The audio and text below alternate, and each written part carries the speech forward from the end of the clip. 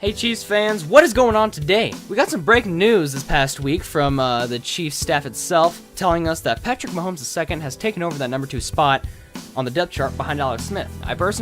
My thoughts on it, I think it's a great call. For one, we are a win-now team. We're in a win-now situation.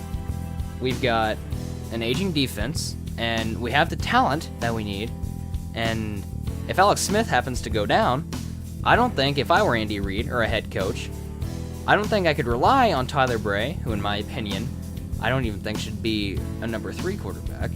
I don't think I could rely on Tyler Bray to come out and produce at that caliber. I don't think I can rely on him to carry our team through the playoffs, if it comes down to it, or to even carry our team on a stretch of 3 or 4 games, because that could make or break our season. And I don't think I would want to rely on a third-string quarterback, talent-wise, to come out and produce for a Super Bowl caliber team. Number 2, I think it's a great call because it gives Patrick Mahomes a chance to go out in the preseason and take some snaps with the number 1 offense. Go out and take some snaps against the number 1 and number 2 defense to see what he's up against, to see how they're going to adapt to him, and it kind of gives us as an audience and gives the coaches kind of an idea of what kind of quarterback he's going to be against NFL caliber defenses. So I like that call, although there is kind of an off chance con kind of thing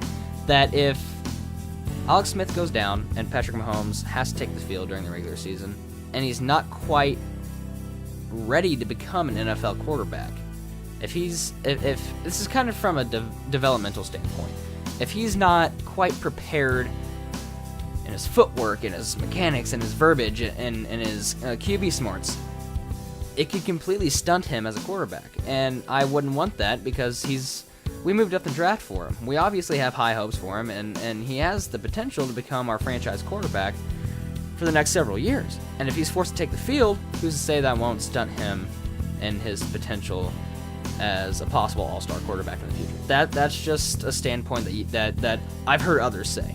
Now, in my opinion, I think Alex Smith is going to go out because he has things to prove. He's hoping to get signed if and when we release him in the 2018 season.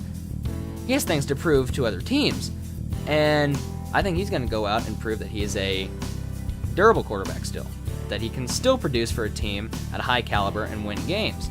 And although he is 33, he's aging a little bit. He's not quite the young pup he once was. But I think he's going to be able to. He's going to have more of a drive to play through injury this year, and to protect himself, so that he can produce for not only the win now team, but to kind of catch the eye of other teams that are probably willing to sign him. So I don't think it's really a risk we have to worry about. I don't think it's a risk that Andy Reid has to worry about, but there is still an off chance that it could stunt his development as a franchise quarterback. Again, I think it's a great call. I think it's perfect for our situation as of right now, and I can't wait to see what he's going to do this preseason and what else develops throughout the season itself. I want to know what you guys think. I've got some feedback on some of the technical things in my videos and a little bit of praise, and people are impressed with my editing skills, but I'd like to know a little bit more on what your guys' thoughts are about the content. I want to know. I want some feedback on who you're rooting for. What do you think we're going to be able to do this year? Was it a good call? Was it not? I want to have conversations with you guys. I want to interact with you guys a little bit more. So thank you for those who do leave feedback for me, though, because my goal is to improve myself as a video producer. I'm talking about things I like. I'm having a little podcast, but at the same time, I'm practicing video producing, which is actually my passion. So if you guys could still leave feedback, I would greatly appreciate it, but I'd like to know your guys' thoughts on the content also. So thank you for watching Jaw Sports today. Again, I'll be coming back with more news podcasts, and I'll be here regularly through the regular season also to give you some updates on how things are going. I, for one, can't wait for the regular season, and I'll see you guys more then. So, go Chiefs!